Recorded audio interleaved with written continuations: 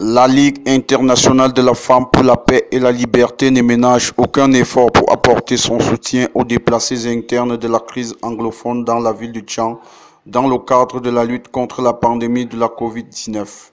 En effet, c'est en présence du préfet du département de la Maine-Noire, représenté pour la circonstance, et du maire de la commune de Tchang, représenté par son premier adjoint, ainsi que des représentants de la société civile, des ONG et des associations à but non lucratif, qu'un atelier de sensibilisation et d'éducation leur a été offert vendredi 10 juillet 2020 dernier dans les locaux du Centre de la promotion de la femme et de la famille de Tchang, dans le but de les édifier sur la mise en pratique des mesures barrières édictées par l'OMS et le gouvernement du Cameroun. Les personnes déplacées internes sont des personnes que nous rencontrons régulièrement dans nos activités.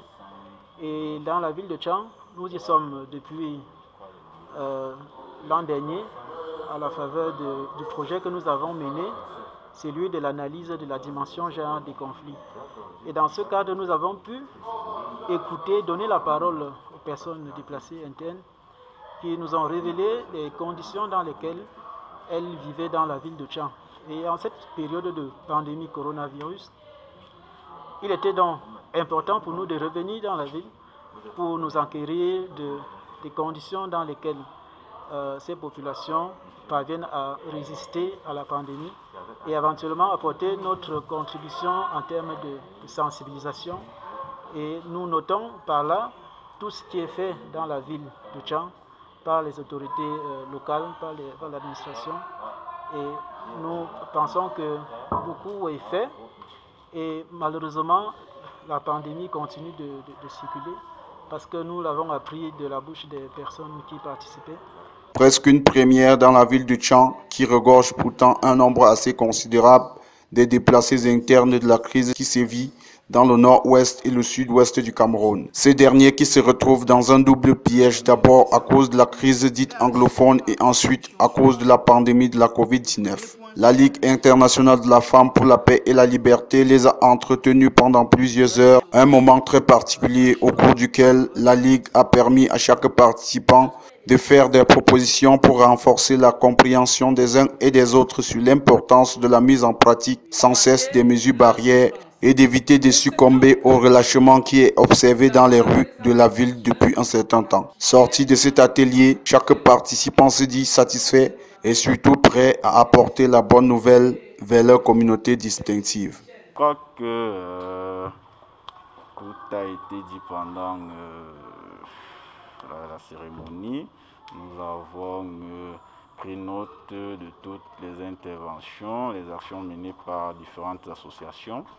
Et je crois que c'est l'appréciation que je pourrais peut-être noter. C'est favorable en fait.